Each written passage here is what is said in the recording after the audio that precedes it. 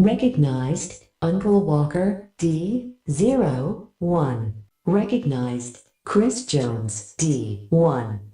I don't know. He looks kind of young. Where's the cape? I'm not Superman. I don't know who you are, son. And right now, I don't care.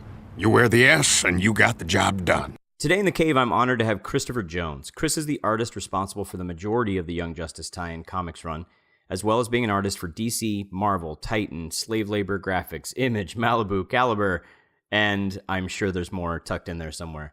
Christopher is currently the artist on Doctor Who, The Third Doctor for Titan Comics, written by longtime Doctor Who writer Paul Cornell, and he is also recently drew the sci-fi fantasy graphic novel called As Known As. There we go. That was going to get super confused. Known as known as.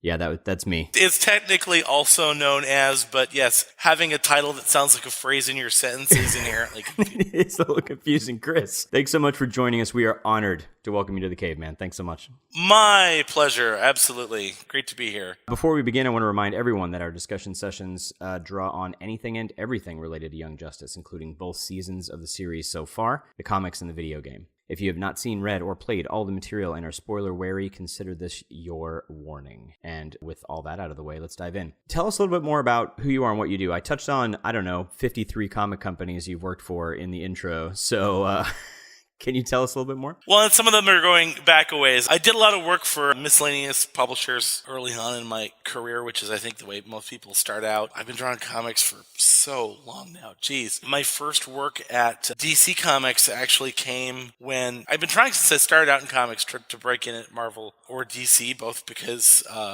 they pay better. And also, they've got all these characters that I grew up loving. Right, of course. I love other genres, but, I love me some superhero comics and wanted to work for those guys and hadn't had any luck. This was back in the day when it was a little harder to do. I don't think webcomics were a thing yet. And so, you were kind of in a position of just having to submit samples to editors or do work for smaller companies to get yourself noticed. Did you do the thing where you took your portfolio to San Diego Comic-Con, or Emerald City or that kind of thing?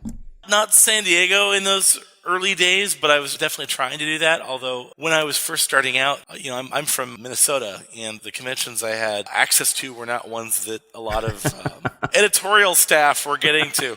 And so, this was in the days where you were literally just mailing photocopies of your samples off to editors. And I hadn't made any headway. And then I saw an ad in a magazine that Warner Brothers Animation was looking for freelance artists to do, storyboards, background design, character design, whatever, I don't know. And so I did some, and this is during the time of, I think you're still doing Batman the Animated Series. I think they had started doing Superman the Animated Series. So I did some samples in that, Bruce Timm school of design style. And didn't make any headway there, but included those samples in the next batch of stuff I sent off to editors at Marvel and DC. And those got seen by an editor at DC Comics that was looking for a fill-in artist on a book they had that was drawn in a more cartoony style. Okay. It was a title called Young Heroes in Love. Oh, yes. And I think because it was drawn in a more cartoony style, they had a smaller pool of artists to pull from that they knew could do that kind of thing. I think that's what created the opening for me. Yeah. But basically, once I got my foot in the door with that, not only did they know I could do that kind of work, but,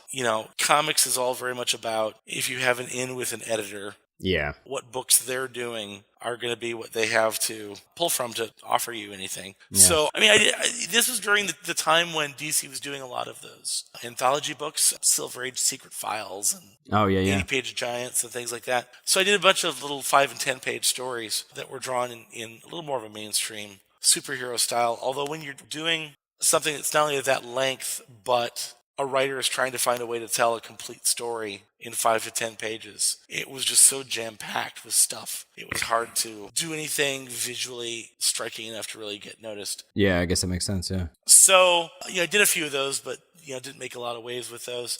But then started getting work on some of the animation tie-in stuff. So I did some Justice League adventures, Yeah. and those were a lot of fun, although they were using rotating creative teams on those rather than having a set team every month. So I would do one every few months, and they were never by the same writer. And so that was very intermittent, but it was a ton of fun because, I mean, first of all, I was still just delighted to be doing something for DC Comics. Yeah, of course. But also, they're great characters, and the Justice League animated versions of them are very much, I think, not just for me, but for a lot of fans, very much in the center of the strike zone of how you like to see those characters. Yeah. I have to say, those animated series tie-ins, the Batman animated series comic and the Justice League animated series comics, they were kind of a breath of fresh air, honestly, because there was so much going on with like massive, company-wide events and like huge story arc things, and you got a chance to just sit down and enjoy a really good Batman story that was straightforward, clean. You know what I mean? Not like clean cut, but like the art was clean, the adventure was clear. I loved those. I have never understood why DC and Marvel, especially DC, don't lean into that kind of material more. Because the fans I would hear from when I was working on that stuff, they didn't love those books because it was tied to any particular TV show.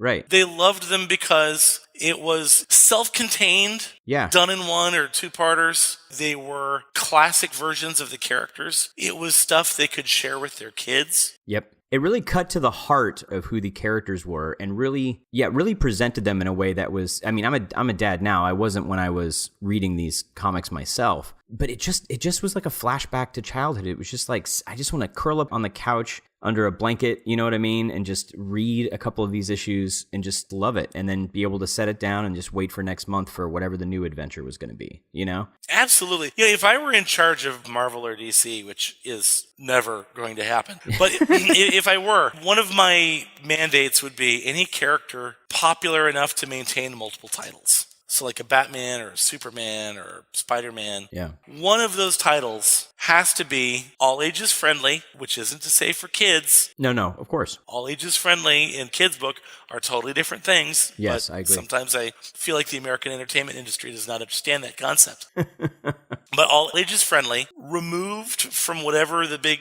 company-wide intertitle crossover events are going on at the moment, the popular culture versions of the characters. So, you're welcome to do a story arc where Bruce Wayne gets killed and he's not Batman currently, but in this book, Bruce Wayne is Batman. And, there needs to be like a character like that for each of those big flagship characters. Because I think there's a demand for it. It kind of baffles me that these companies aren't more interested in catering to that, especially since it's books like that are a better gateway to a casual reader who hasn't been following all the interconnected, complicated stuff that so often dominates what's going on in these lines of books these days. Well, I actually want to get into that a little bit because we've had many listeners tell us that Young Justice was their on-ramp for DC because they spent a lot of time being told by their friends or whatever who were into comics that Marvel was better and DC wasn't and blah, blah, blah. So they never just got into it. And so then they hear it's good, but then they didn't know where to get on, right? But Young Justice was their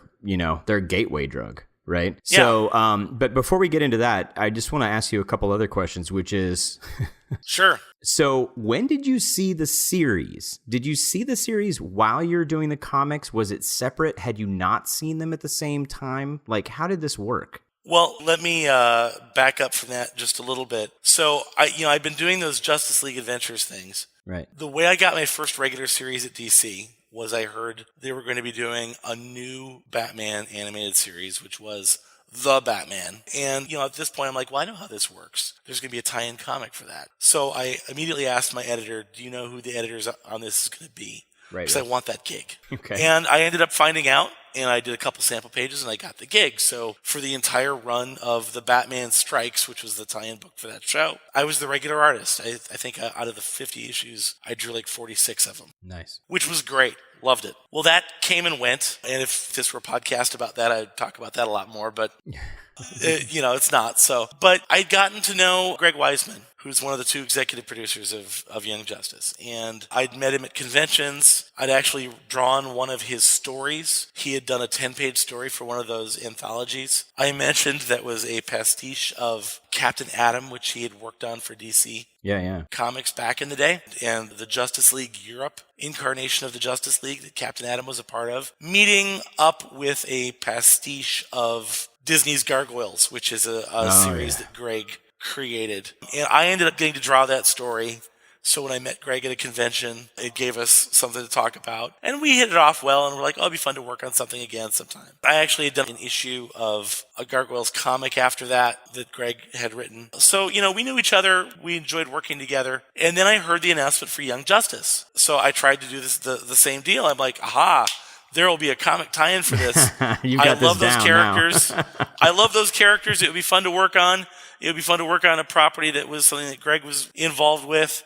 So I went to my editor and I'm like, do you know who's editing that book? I want to get in on this. And by the time I found out, I was told there was already a creative team in place, and I was too late. I was bummed, but oh well. And I think before anything else happened on the comics front, for me, they aired the 2-part pilot. If you recall, they aired that first 2-part episode long before the rest of the series aired. Yeah, we painfully remember.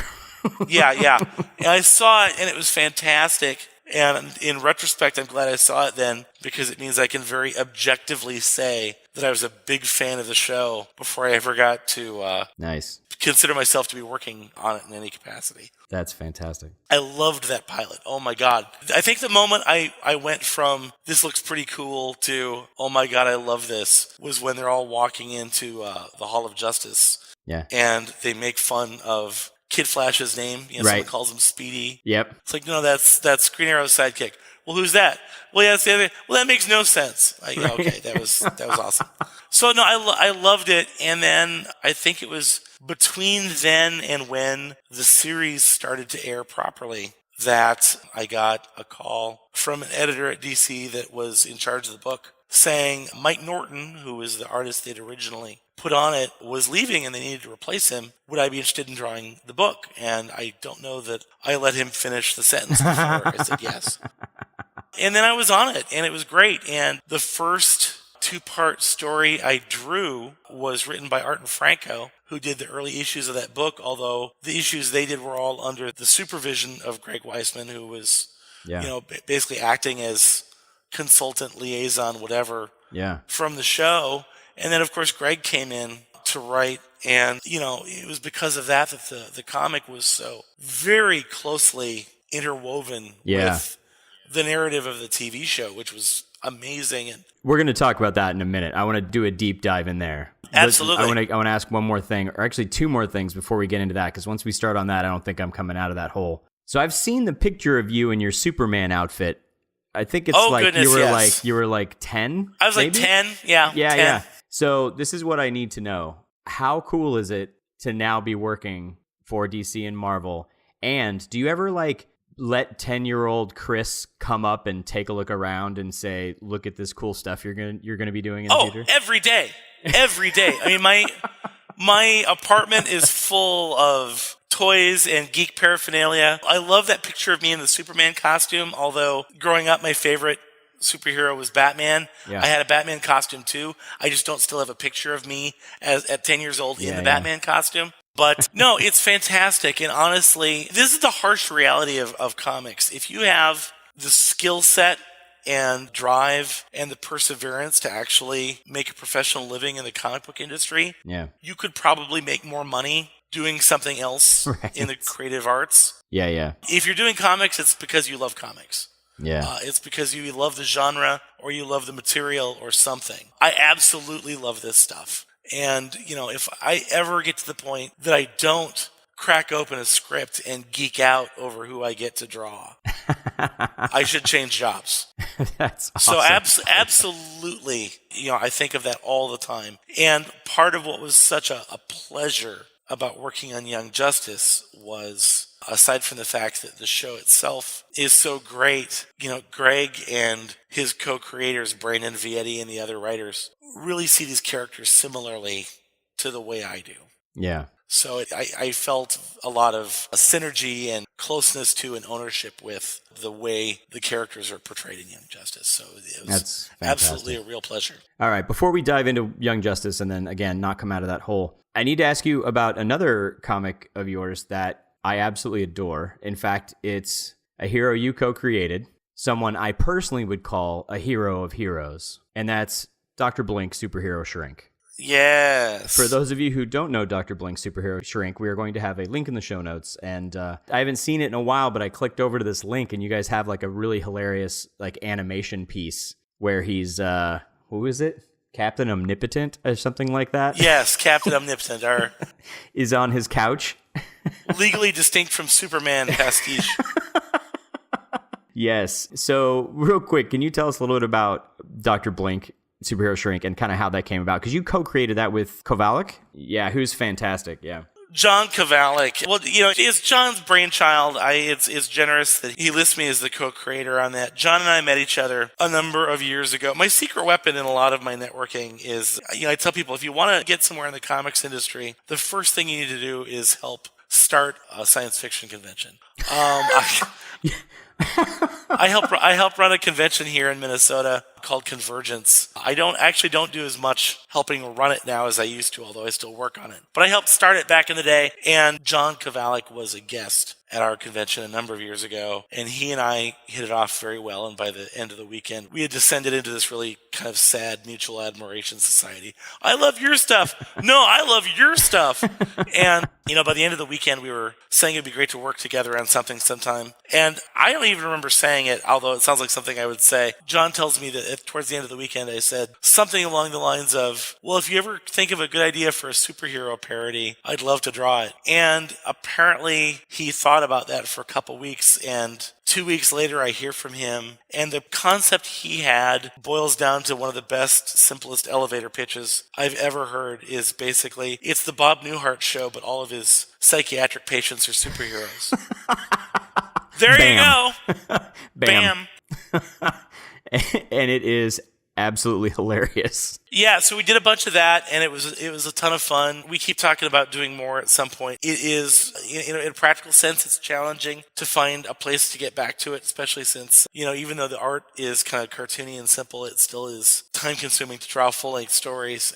But there's talk about trying to develop it as a animated TV show or a film or something. Yeah, but yeah, great. it's a ton of fun, and John's sense of humor is so great, and yeah, that was a fun project. Yeah, if you guys don't know John Kovalik's work, you should pop over to Dr. Blink, but then take a look around at his other projects. They are fantastic. So, all right, enough of that. I've read a lot of tie-in comics over the decades. I mean, been reading. I'm almost 50 now. It's crazy town. But since I was I hear kid. you. But it is rare to the point of I don't even know if another one exists to have a tie-in comic series that tied in as tightly as the Young Justice comics tied in. And you nodded to this earlier about when Greg came in, and that even in the early stuff that he wasn't writing, he was still overlooking the entire project. So because of that, let's just start from here, and I'm going to let you just go. But as a writer myself, I need to know how this process worked. And I'm going to be talking to the script writers as well, because there's so much folded and tied into the foreshadowing and what's happening in the background and all of these things in each of these episodes of the show that the writers couldn't possibly have known were going to be revealed 20 episodes later, that kind of stuff. And I want to see how this works, and in the comics as well. Well, when you understand the process behind it, it makes a lot more sense. I mean, the problem you normally have is any kind of tie-in. I mean, the example I always use isn't even comics. I always think about Star Trek novels. Sure, yeah. Where you've got the established canon of a television series, and you've got writers working in another medium trying to figure out how to tell stories that can seamlessly fit in between established episodes that are considered canon. And because you can't violate that canon, you have to find a way to tell a meaningful story that you can pretend afterwards never existed. Because you can't introduce a character that logically wouldn't have gone away. You can't kill somebody off. You can't, you've got this really narrow, tightly defined box that you're operating inside of. Well, the thing with Young Justice is not only did you have one of the producers and head writers of the show writing the comic, but between Greg and Brandon, they had very elaborately mapped out what was happening in the show and had all this elaborate backstory for characters and basically had way more material than was going to make it into the finite number of episodes they had to produce. Right. Plus, with the very long lead time of animation, the process for the animation was way ahead of what we were doing in the comic. I mean, even though the comic came out around the same time as season 1 of the show, they were already in the writing process for season 2. Right. When the comic started. So they knew all these stories that they had in the pipeline and had already worked out, the full narrative of, well, what's this character's deal? What's this character's background? Why would they be doing this? And very often, as they are not only having to pare things down to what would fit into the existing episodes and figuring out what stories served the arc of the season to tell, you'd have all this leftover stuff. And so that became fodder for stories to do in the comic. Well, it's interesting because there's definitely, in going back and having rewatched the series an absurd number of times, which is why I have a podcast, because I need therapy to talk about it. Going back and rereading the comics too, there's all of these things that are, it's not just say, oh, well, we've got this 5-year gap between season 1 and season 2, let's put a bunch of stories in. Everything is time-stamped. So you have these episodes of the show where it's like, oh, there's no Robin in this episode. And somebody will say like, oh, well, why isn't Robin doing X? And they're like, oh, he's in Gotham doing the dynamic duo thing. And it's fine in the show. You're just like, oh, okay, that makes sense, right? And then in issue 11 of the comic, Batman and Robin are at Cape Canaveral fighting a bunch of people working for Ra's al Ghul. Right. And it's the same date as when Wally West said he's off doing the dynamic duo thing, right? Yep. And so you get to see all of this stuff folded into each other. It's not just, okay, well, we've got a 3-week time gap between episode whatever 12 and 13. Let's throw a story in there for for whatever reason. Like these comics, seriously, guys, if you have been watching the show and you have yet to go read the comics, go read the comics. If you're excited about Young Justice Season 3 and you can't wait for Season 3, well, guess what? They're just writing it now. So it's going to be fall of 17, spring of 18 before we get them. But you can go over to Comixology right now, get these comics, and you get basically a whole nother full seasons full of stories. I tell people it's like there were a whole bunch of episodes from seasons 1 and 2 that you didn't get to see. Exactly. It is exactly what's happening. These are not just throwaway stories that don't matter. I mean, sometimes it's funny, kind of silly stuff, like we find out why Superboy hates monkeys, that kind of thing. But like, you get to see other things, like these transition of character growth moments that you can hand wave when you're watching, and it's like, okay, well, it's been a couple of weeks, and oh, I see Superboy is now grown a little bit and grown tighter, closer to some of his coworkers or whatever. But you go to the comics and you see some of those things that mark that transition. It's fantastic. It's an amazing feat as a fan to watch. When Greg fully came onto the comic as writer, the first 2-part story he did was one focusing on Artemis and the story of her coming to join the team. And you see a little bit of what her home life had been like, which is something you never got to see on the show. We hinted at who her father was long before any of that had been hinted at on the show. You get to see her make the shot at Amazo that saves Wally's life. Like, you get to see all of those things. You find out why she just shot an arrow through the window and didn't otherwise show up to join in the fight. It's because of what she was doing outside. Yeah. That you never even knew was going on in that episode.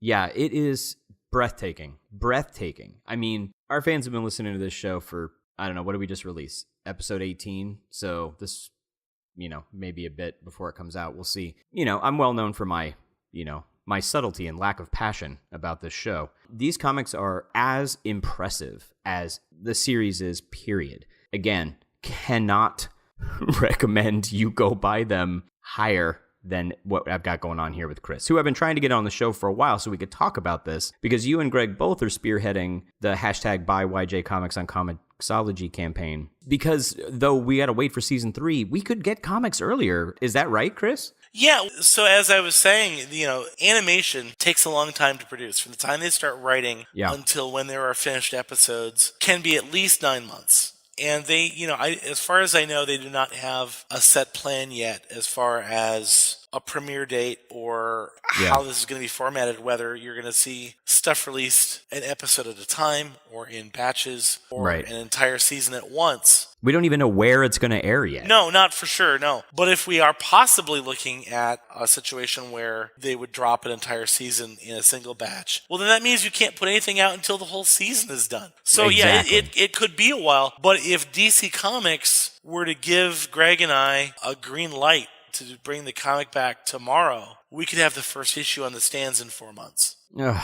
Yes, please. So, and we would love to, but this is totally a DC Comics decision. And, of course. I follow Greg's lead on the hashtags because, the whole point of hashtags is to focus an effort. And fans, bless their hearts, love to try to put their own little spin on things and have their own, this is the hashtag I'm going to use. Well, the problem is that's counterproductive. You're wanting to focus, not diversify the effort. Yes, exactly. Yeah. And it's really nice that we have Greg to be able to focus things like that. The hashtag Keep Binging YJ. Yes. A lot of that took a spearhead, and it's because you were all over that hashtag as well, and you're not even on the series. No, I was making memes for it. Well, the thing that's funny to me is the entire history of my association with this property. Because of how active I am on social media and the number of conventions I go to, I have very possibly been the most visible person to fans of anyone associated with Young Justice. And I didn't work on the show. I was the guy drawing the comic book series. I've been tempted to make a T-shirt for myself that says, I didn't work on the show, I just drew the comic. Because that's the most frequent answer I give to questions at conventions.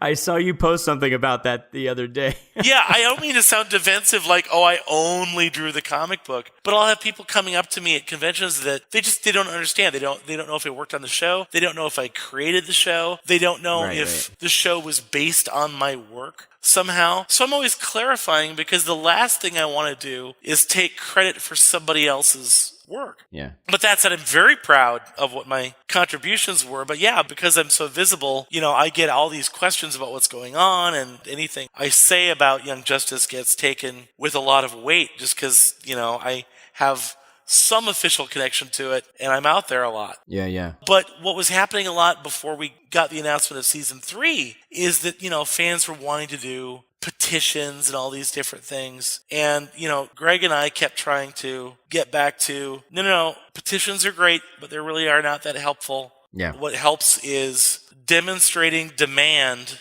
because, the thing that was the problem with petitions is it wasn't that anybody involved didn't know the show had fans. Yeah. That's not what you have to convince them of. What was happening was Warner Brothers Animation was interested in bringing the show back from the moment season 3 didn't happen at Cartoon Network. But when Mattel didn't continue their licensing agreement, it kicked a leg out from under the stool of how the show is being financed. So they've been looking for a new business model that they think they can make money doing it. And now with original content for streaming, they think they've got one. So great, now they're making the show.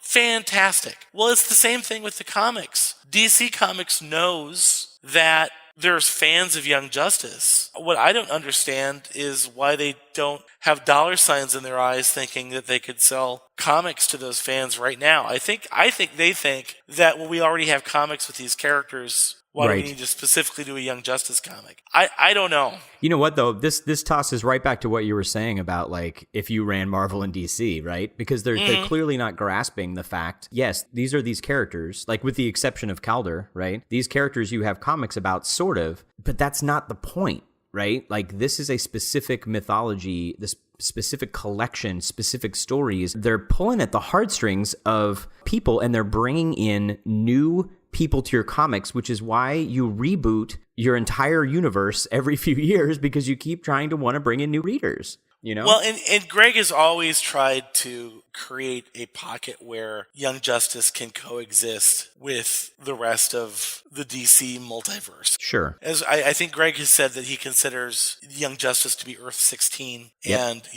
it fits into the continuity that way. But regardless of that, there are fans out there that want to see more stories in this universe. And one of the challenges we had the first time around with this was that DC believed that because the Young Justice tie-in comic was based on an animated TV show, that it needed to be branded as an all-ages book. And the problem you have when you do that is both in the way most retailers will display it in their shops and in the previews, whether those be online or in the Diamond catalog or whatever. Right. Young Justice wasn't with the other superhero titles. It was with Looney Tunes and Scooby-Doo and Uncle Scrooge. Yeah. So there were a ton of fans of the show that never knew we were doing a tie-in comic. There was no way for them to even see that it was there. Yeah. If you don't think you're interested in those kids' books, you're not going to go looking in that section and discover, hey, there's a Young Justice comic over here. Right. So, that's something that we definitely hope that if DC decides that they want the comic back as a companion to a revived TV show, that either we can get them to brand it differently, or with as much as the social media presence of the show has evolved, we can better get the word out that there's a comic out there and it's very much part of the canon and continuity of the show. Yeah. Things like what you're talking about are exactly the reason why we started the podcast. Every single episode of Young Justice is chocked full of nods and history to the 80 plus years of DC Comics history. You don't need to know it to watch the show. But if you do know it, you can see these amazing things in the background. We have a lot of people, like I said, who Young Justice is their on-ramp to DC Comics. But then in addition to that, we can let them know that there are things like this comics out here. I mean, the Young Justice Needs a Season 3 Facebook page run by Max Scholbeck has almost 500,000 people on it. I just interviewed Max last week. He's a sweet guy. And there's a lot going on. The Young Justice Wiki as well. Those guys are all over it. There are ways for us to boost this signal in a way that we couldn't do it before. I didn't even know there were tie-in comics, and I was religiously watching the show as often as it was being terribly released, right? So... Oh, yeah, no, that's why I don't fault anyone for not knowing. I can totally understand how you wouldn't have known. Right. So, it was frustrating at the time. What was really crazy is for a while, DC, they would have groupings of titles. They would have their Batman family books and their Superman family books. They actually had a category of titles that included like Teen Titans and other books with teenage heroes. That category of books was called Young Justice. But the Young Justice comic was not in that category, which drove us nuts. And I guess they even had I love the look on your face right now. The look on your face right now. They even had a panel at a convention. I don't know if this was New York or more likely San Diego. That the panel, which was designed to talk about those books, was called Young Justice. And of course, all these people show up wanting to ask about the Young Justice show or comic. Right. And they were sort of like, yes, that's not what this panel is about. And I'm imagining all these fans like, then why did you call it Young Justice? Yeah, why'd you call? And then like 90% of the room leaving or something? Like well, I don't think it was hundreds of anything approaching that. It's just amusing to me the extent to which there is this fan base that if they fully appreciated, I would think they would be falling over themselves to find a way to cash in on. And instead it's going unserviced. Yes, that's a very polite way of saying it. Yeah. All right, so I'm going to ask you a really quick question here. Now I know I know even if you have some answers, you can't tell us anything specific, but have you and Greg talked about like what a next batch of comics might look like or where or when it might take place? I know you guys didn't do that many comics set in season 2, for example. Of course, there's still 5 years in between to tell stories and things like that. Have you guys at least got a toehold on that? We have, and I think the thing that's safe to say is Greg really liked the format that we used in the last 6-issue arc of the previous comic, where there was a present day in the comic, but we were doing a lot of flashing back and parallel narratives to an earlier point in the continuity. So, ideally what we would like to do is do a comic, because obviously Greg knows what is happening as of season 3, episode 1. Yeah. So we would love to start the comic slightly before those events Sure, yeah. and use the comic to ramp up to that. Of course. And once we know what the actual release date for season 3, episode 1 would be, Greg could time the narrative of the comic so the last issue to come out right before when season 3 would release is immediately before those events. That would be fantastic. All the time, also flashing back and filling into not only anything else that might have happened since season 2, but the big gap between seasons 1 and 2, or even earlier than that. The thing I've never understood about the fans that obsessively feel like they've somehow been cheated of not knowing every last thing that happened between seasons 1 and 2, although really between what the show did in season 2, the comic, the video game, a lot of the major points between seasons 1 and 2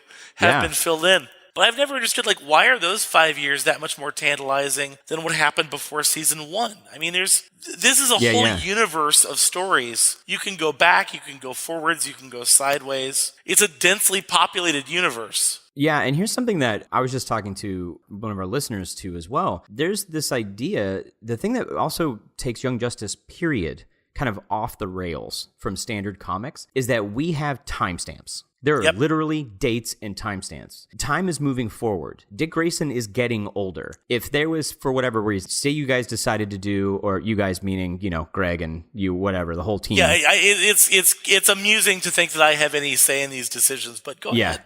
Yeah, I understand. Say you just said, hey, look, we're going to do a series where it's a 5-year jump in between every season, and we're going to do 6 seasons. Okay, well, that's 25 to 30-year jump. So Robin goes from 16 to 46, and Batman's now dead. So, this is a thing just of old age. This is a thing that you're never going to see in standard comics, but it allows the series of Young Justice and the comics to actually feel like a living, breathing world where things are happening in the background, right? Everything moves forward. Yeah, I don't think there's any plan to have every season be a full 5-year jump. But absolutely, you're right that in the same way that one of the things I love about Young Justice is the sense of organization and structure that the good guys have, the bad guys have, and that combined with the fact that things are grounded into this very defined timeline gives such a sense of reality to the events taking place. And I agree that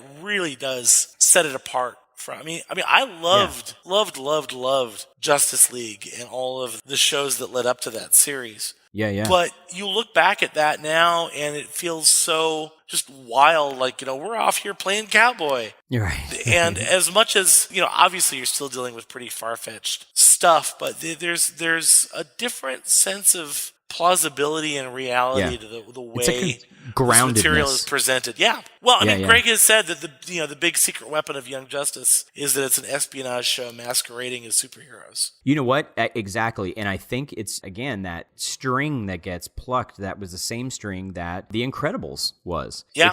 It's a thing, it's like 007 with superheroes, this super agent superhero thing. And I agree with you because then it grounds things in a reality. You get to see Dick being a detective. You know what I mean? You get to see all of these things in a different light. And yeah, we could maybe go off on that, but I think it would be another half an hour.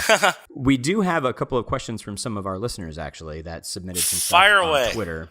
Yeah, they're mostly having to do more back now that we're grounded back into the comics. So David Renard, who has interacted with us a ton on social media, he asked, which I think is pretty funny now, I just mentioned The Incredibles. How much does a cape kind of influence what you have to do in showing a character in action on a page? Like the space, I'm assuming, that it takes up and that kind of thing? Because you didn't have that many capes, right? Not that many. Robin, Miss Martian? Certainly Batman showed up occasionally and Superman showed up. We did get to have some storylines where the proper Justice League showed up, and there's a few more capes there. The thing that's fun about capes is, I think the reason they've been such a staple in comics for 75 years is they're a great design element. They're very dramatic. They let you suggest movement in a static medium. They're a ton of fun. As much as I appreciated the no capes jokes in The Incredibles along with everyone else, I'm like, I don't care. Capes are awesome.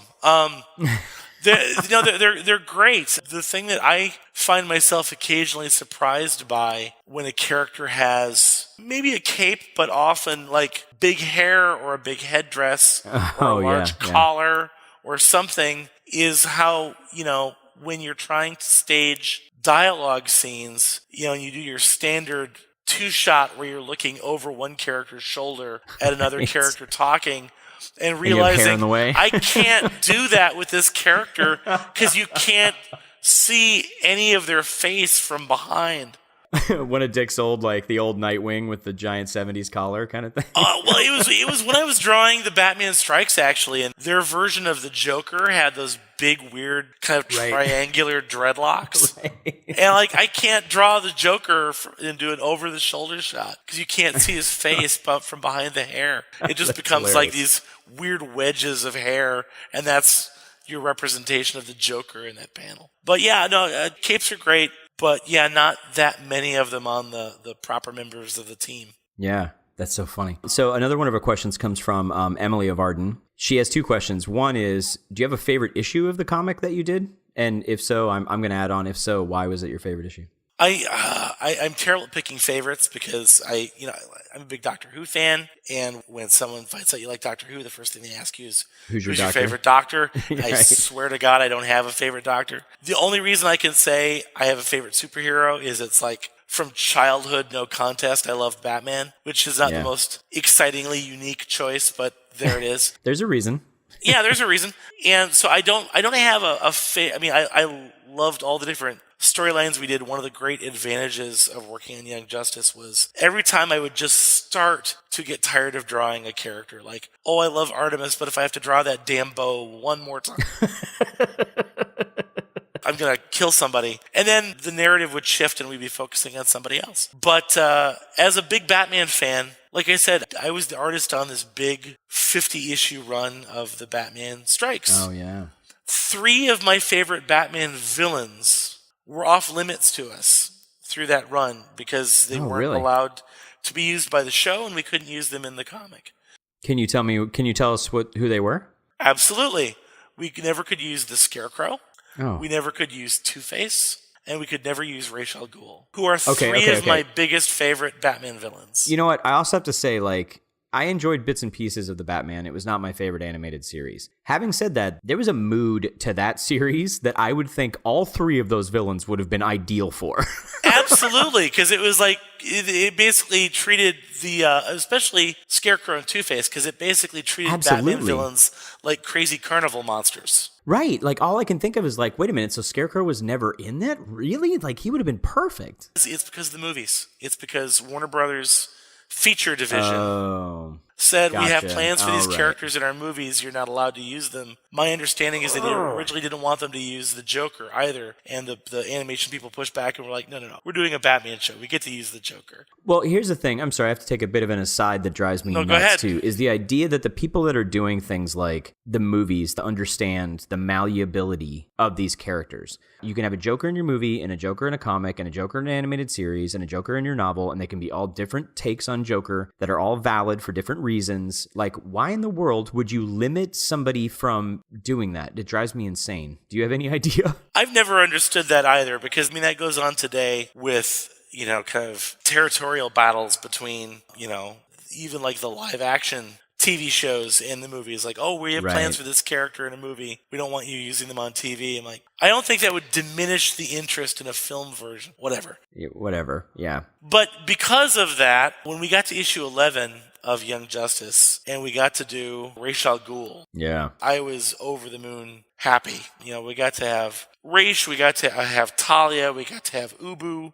Yeah. And that was just awesome. My single favorite cover I got to do for the series was probably the cover for issue 11, which, as much as I love all the Young Justice characters, that was a straight-up Batman cover, because it's Ra's al Ghul coming out of the Lazarus Pit, Robin reacting to it, Batman running into the chamber in the background. It's a great cover, man. Thank you, but that was so me scratching an itch I'd had for 20 years. My girlfriend saw that cover and she was like, "You've been waiting to draw that for a long time, haven't you?" I was like, yes. You can tell the love in it, man. Yeah, that was great. Well, thank you. The second part of her question was, I've seen you post about this on social media, so I think she probably did too. Do you have a favorite cosplay costume you've seen at a con? Because you talk about cosplaying every once in a while, I notice on your Twitter account. A cosplay related to Young Justice, or I'm assuming. We'll limit it. We'll limit it to that. I know you were just commenting about an Artemis one, maybe that you had seen it. I've seen a bunch. I just had a couple of conventions where I didn't do them because both I was busy and two, I've organized a lot of Young Justice meetups at conventions. And I've just done a couple cons where I haven't done them, partly because the show's coming back, but there's no news to share of any kind. So I kind of felt like it wasn't needed, and I didn't want to create any false expectation of, I'm going to have news to share, and then there's nothing. Right. But the thing has been fun about those as I've gone, they're different from convention to convention, whether fans just showed up and are happy to hear news and to hear words of encouragement at the show, happy to hear that the show could come back, that there was stuff going on. But other conventions, especially like New York Comic Con, where, oh my God, these huge groups of Young Justice cosplayers would show up. And, there's so many characters in Young Justice that, like, you would see versions of those characters in other things. Yeah. But getting to see, like, Blue Beetle and Black Beetle and Green Beetle show up. Like, oh my God, that's amazing. I've never gotten to see what I think would be really fun is, there's been a handful of characters for Young Justice that I got to design. Basically, the way our process worked, like I said, they had so much lead time doing the animation because of how much longer that process takes, that pretty much any character that was going to appear through season 2, they already knew that was in the pipeline when I was doing the comic. So even if there were a handful of characters that might have shown up in the comic first, but they'd already been designed by Phil Barassa and his people for the show. So I was given the model sheets and was following those. But if there were characters that were introduced into the continuity in the comic and there wasn't an episode planned, I got to design them. Those designs would be signed off on by Greg and by Phil Barassa, so they're considered like that's the canon look of the character. If the character now were to show up in season 3 or beyond, I don't doubt that they would be tweaked slightly. So I'm trying to think of, like, Brainiac. Brainiac was in the comics, but not in the series. Brainiac, Grodd, Deadshot. Oh, yeah. The alien Killstar. Kongorilla? Yeah, Kongorilla showed up in one of the Gap issues I didn't draw, but certainly Grodd and Salivar and some of those other gorilla characters. I'm trying to think. I'm forgetting his proper name. There's an old Captain Atom villain from Greg's original run writing that comic that he felt the need to bring back. That the old name was the Mandarin, and he never is referred to by that very politically incorrect name in the Young Justice good call. run. Good call. He was just called by his proper actual name, but it's the same character. Yeah. Greg enjoyed, Killstar as well was an old Captain Atom villain. He enjoyed kind of mining stuff from earlier in his career and be like, I can do a much better job with this now. But, I saw all those characters were ones that, we got to do in the comic. One of the things that broke my heart was that I know it's been well documented that Greg had an idea for a story that would introduce the full Marvel family beyond just Captain Marvel into Young Justice. And that was talked of as being in the show. And then once that didn't find its way into the show, we were going to do it in the comic. Yeah. And then the comic run got cut a little shorter than we were expecting, so we didn't get to do it there either. And I was really hoping it would be in the comic because then I would get to design them. And I'm a huge Captain Marvel fan. And the thing I always wanted to do was, I've always liked the Captain Marvel's uniform like they do on the show with the chest flap and having a little bit more of a military uniform look to it. I want to actually diminish the number of stripes on the sleeve, like their rank insignia.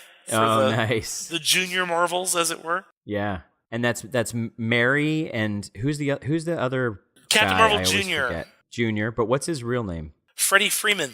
Freddie Freeman. That's right. It's his friend, right? Freddie Freeman. Yeah. I think Mary is his cousin or something. He's his cousin or like half sister or stepsister or something like that. Yeah, because she's Mary Batson. And then Uncle Dudley, right? Yeah, I don't know if. We saw Uncle Dudley in the show. We did, which was pretty funny. Oh, I loved Captain Marvel. Man, what was I watching? Oh, you know what? It was one of the animated shorts that was the Shazam animated shorts that they did, and they had, wasn't that the one that they had? Oh no, what was it? maybe it was the Injustice video game. I can't remember, but there was some fight scene that I watched that was animated. It might have been from the Injustice video game that had like just butt kicking Uncle Dudley, like like full on, like full powered Uncle Dudley alongside like Black Adam or somebody, or maybe it was Freddy. I don't know, but I was like, oh God, Uncle Dudley's horrifying me right now. He is so awesome. Nice. Yeah. All right, so in our last, unless you have something to wrap up, we have one more question from a No, I was just going to say, so it's like unfortunately, a lot of the characters I designed, I don't think I'm going to see our version of Brainiac or Killstar or Grodd walking around as a cosplay anytime soon. I could see someone maybe doing Deadshot, which would be cool, but not so far. Anyway. Nice. So the last question we have is from, and I always pronounce this wrong, I don't know, it's Killua Dev. Killuadev. He's a listener from, if I remember correctly, Ireland. Okay. So it's probably pronounced in some awesome way that I'm not doing. But anyway, so he was asking, or she, now that I think about it, what single page of the comics took the longest to draw? And I would add on to that is there been anything that's been like you just talked about, like those giant headdresses. Is there anything that gave you particularly some challenge or difficulty that you had to revisit a few times? I enjoyed drawing all of it, absolutely. There wasn't anything I disliked drawing. There are two things I never could quite get memorized as often as I drew them, and I always had to have the model sheet on my drawing table to constantly refer to. All the little detail on Blue Beetle's armor to make sure that like all the little seams and stuff were matching the model sheet. So the basic look of it is fine. It's just you get into the fine detail of, all right, midway down the bicep, there's a seam and it's angled this way. Oh, jeez. And then the handles on the water bearers that Aqualad adds are just this odd little shape that I always, if I just drew it out of my head and then compared it to the model sheet, like, nope, I've got it bending the wrong way. Wrong way, yeah. But as far as like a page that was the most time consuming, there were a bunch. It's so funny that people always think that comic art based on animated properties tends to be simpler in some way than normal comic art. I'm like, have you looked at my Young Justice run? We had a lot of detail in there. But the thing I remember being like the page that just took forever is, I think that might have been in our last issue. The alien Killstar, who is this crystalline life form, had kidnapped a bunch of superpowered beings from Earth. Heroes, villains, all kinds of people. And there's a shot where he's just addressing them en masse. And so the page just had about 40 characters on it standing there. And some of them... Were they all like in like a crystal thing? They were like mounted in crystals? Initially, they were all kind of trapped in these crystal cells. But at this point, they'd all been released. But so now they're all standing there. And some of them, like, this was literally the only time you were going to see that they were there. But Greg had specified what all characters were there. Because much like our Grodd story, I think he thought if we ever get to go back and tell more stories, the intent is to follow up on this. So these details are important. So, yeah, it just became an amazing amount of detail trying to do flattering, recognizable depictions of all these characters that on the original art were like, a full figure, maybe an inch tall. It was crazy. Oh my God. Right. But yeah, no, it's good times. I tell you, I go to conventions and people will ask me to do character sketches of Young Justice characters. And I'll get nostalgic. I'm like, I'm revisiting an old friend. Nice. I miss these guys. Outstanding. Well, hopefully you will get to revisit them again soon. I hope so. I hope so too. I hope so too. All right. Thanks so much for spending some time with us in the cave, Chris. Where can people find you out in Earth Prime? I get around to a lot of conventions, but I obviously don't get a chance to get to everything. The simplest thing is if people go to my website, which is ChristopherJonesArt.com. That has links there to all of my social media. I'm on Facebook and Twitter and Tumblr and even Instagram, so you can find me in any of those places through the links there. And I also have an appearances page, which tells you what conventions I am currently scheduled to be attending.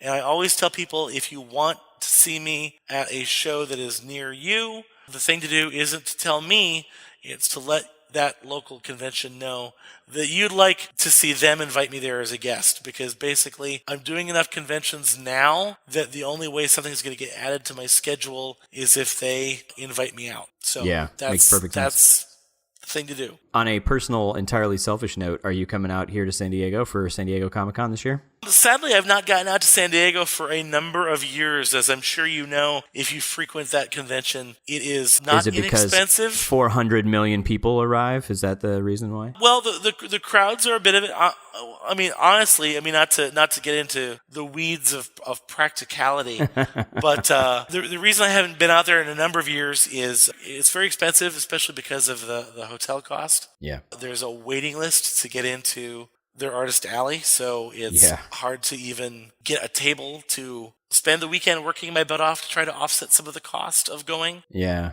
And I used to go out there telling myself I was there to network, and it's so big and so crowded that I can't find anyone there to talk to them. So, so for the cost of going there, I can attend 3 other conventions. So the biggest con I do every year is the New York show. Right. Which is a lot of fun. I would enjoy getting back to San Diego. I would love to do more shows out on that coast. I'm looking at it. So, again, if you know someone who runs a convention, twist their arm and have them invite me out. I know a person or two. I'll see what I can do. But if you do end up coming out, let me know. All right. All right. Thanks to everyone for sharing some time with us. You can find us on Twitter at the YJ Files. You can find us on Facebook at www.facebook.com/crashingthemode and on our website www.crashingthemode.com.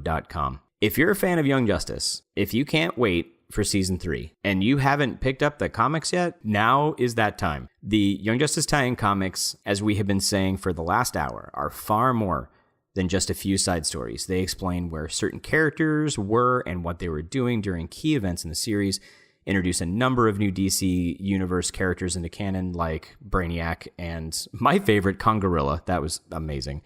And give us some insight into what happened in the missing 5 years. If you want more Young Justice, the fastest way to get it is to #BuyYJComics on Comixology and encourage everyone you know to do so as well. Buying the comics digitally shows DC Comics and Warner Brothers that you want more of the thing that you love. Chris, Greg, and the cast and the crew can only do so much for us behind the scenes. Let's help them help us get things going for us. If you enjoy our show, please consider sharing it with a friend.